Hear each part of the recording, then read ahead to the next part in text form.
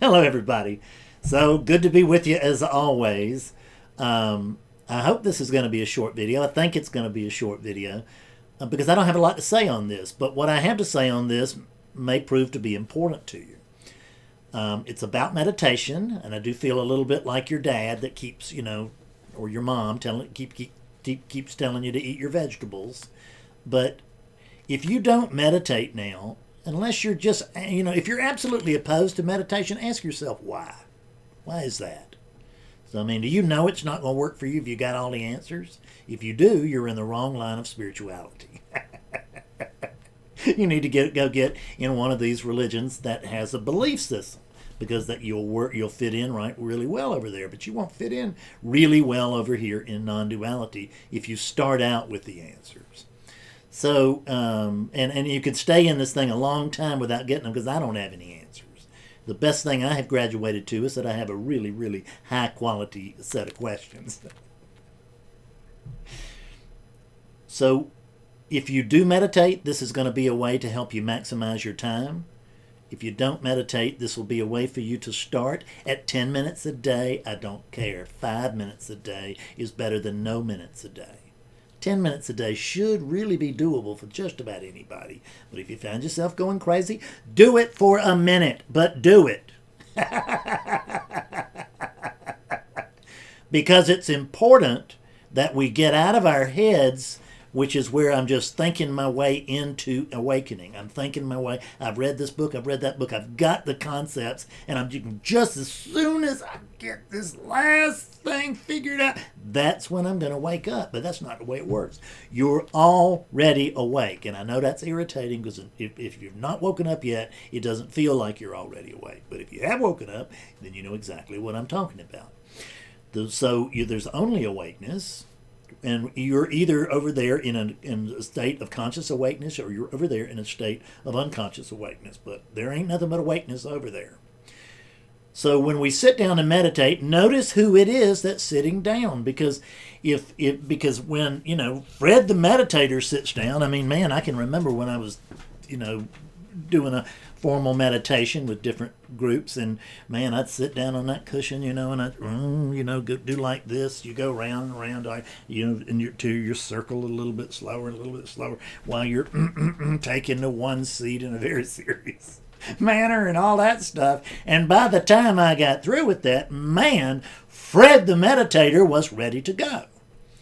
The only problem is that the thing that I was attempting to get rid of was Fred the meditator. And what I had done was fire him up instead, and it's what virtually everybody does.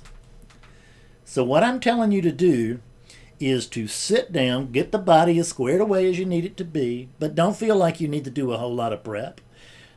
Sit in a chair. You don't need a particular cushion. Sit in a chair. Get comfortable. For God's sake, get comfortable. Why not get comfortable? Because successful meditation is all about relaxing, not about tensing up. Even when it's formal meditation. And just try what I'm suggesting. Don't make me explain everything. I don't say take me on faith. I just say try it. So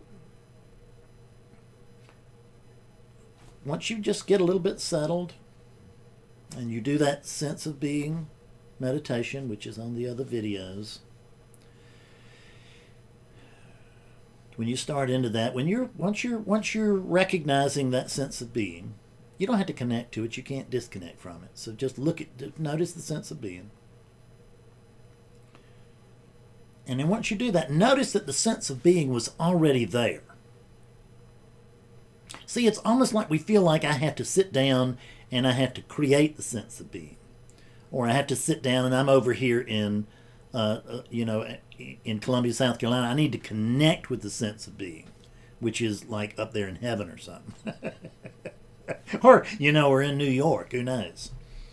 But what I want to just point out is that sense of being is there when you get there. All you're doing is noticing it.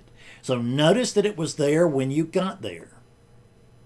And then just be focused on it. And notice that it's not actually, don't worry about the body here. Notice that it's a sense of being that's meditating. That's the truth. That's the only thing that can meditate, is that sense of being. Fred the eunuch, cannot meditate, not successfully. It can't meditate at all, but it looks like it can, you know. So, but it certainly cannot meditate successfully, because the idea behind this meditation is to simply let things be as they are. And Fred the meditator can't do that.